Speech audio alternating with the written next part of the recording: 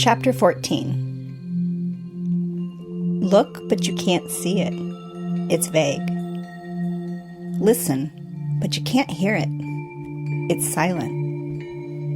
Reach, but you can't grasp it. It's intangible. Yet these three longings to perceive lead back to the one. There's no heaven more wondrous than this. There's no shadowy world darker than this. It's everlasting and nameless. Wave upon wave, threads of energy spool out from it, and then everything drifts back into the void. It is the shape of the shapeless, the portrait of the invisible. It's incomprehensible. Read it, and you'll see it has no face. Chase after it, and you'll find it has no backside. Master the ancient art of being present. Recognize the timeless source of all existence. Follow this ancient thread, and you'll discover the secret to surfing the Tao. When I think about this chapter, I think how even myself, I want to discover the secret of surfing the Tao, and I like puzzles, and so sometimes it's just trying to do more and more research, but it's one of those things where I think that the more that you start to learn about something, the more you realize the less that you know and even really can know. And sometimes I think that I can get too caught up in trying to fully understand or trying to fully know that I miss the part about just being present and being open to what exactly is around me that I can learn from right there. The secret is in that moment of enjoying the beauty of nature. And out in our yard we have a garden, and right now we have all of these caterpillars. They're going to be monarch butterflies, and they have just started to form all of their chrysalis. And for the first time, I've been able to, in real time, watch the caterpillar create its chrysalis. And then now I'm hoping to be able to watch the moment where they emerge as butterflies, or at least see the butterflies because there's several of them. And I just think of how amazing and how beautiful it is that here is this creature that has just such a small area that it travels around and it can get to on these milkweed plants, and then all of a sudden they're going to come out as this beautiful flying creature that can go further than it's ever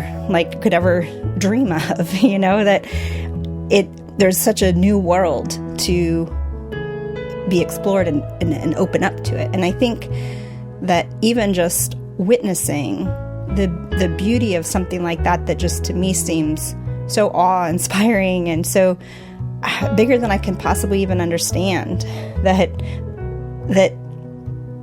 this beautiful existence that we have, the universe, the world, everything that we have in front of us, it's beyond our human comprehension. And when we get too caught up in trying to fully understand it, I think that we do miss those moments where we can just be in the experience and enjoy what it is right here in front of us, what we can see in our gardens, the love that we can share with each other. And that to me is where I can find the closest thing to really understanding what it is to surf the Tao.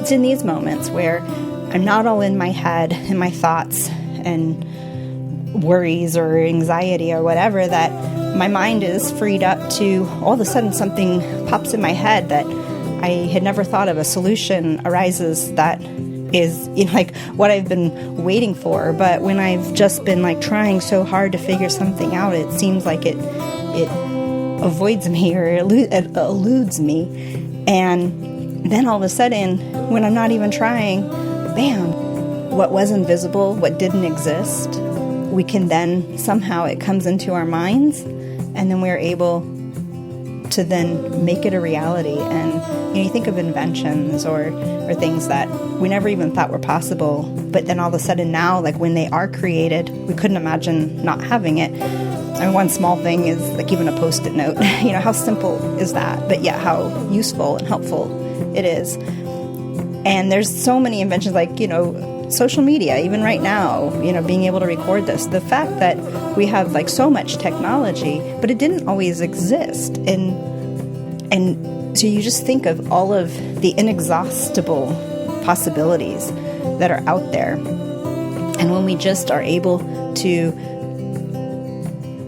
look at the history of those that have gone before us and given us, they have given us wisdom.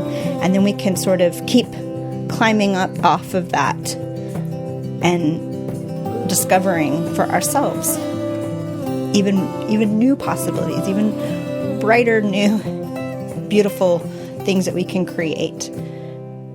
And so if you feel a little stuck right now in anything, or you feel frustrated, maybe just take a moment to be in the present. Take a moment to go outside if you're able to, and try to take a walk, clear your mind. If you have all these thoughts that keep racing through your head, just try to quiet it for a little while and think of maybe, just maybe what you're grateful for, or just look at the beauty around you and really, really look. Because sometimes when I'm taking walks, I will miss this most beautiful flower just because I'm in my head. And so I've noticed that there is so much more beauty out there in the world that I miss all the time, that if I can just stop my thinking, then it becomes more visible. So if there's an opportunity for you to quiet your mind for a little bit, whatever that might be, find something that can help just ground you, help you to be in the present moment and just enjoy what is right there. One beautiful thing. And when you take that time to quiet your mind, just to enjoy the beauty around you, then perhaps the solution of what you need to know at the time will pop into your head, or even your next creative adventure or an invention or something that you had realized would be something for you to explore and try to bring into reality, whatever that might be. Anyway, I just hope you take that time to be in the moment, be in the present, see what's right in front of you, and hopefully that will help either bring a smile to your face or deep peace. Thank you, friends. Have a great rest of the week.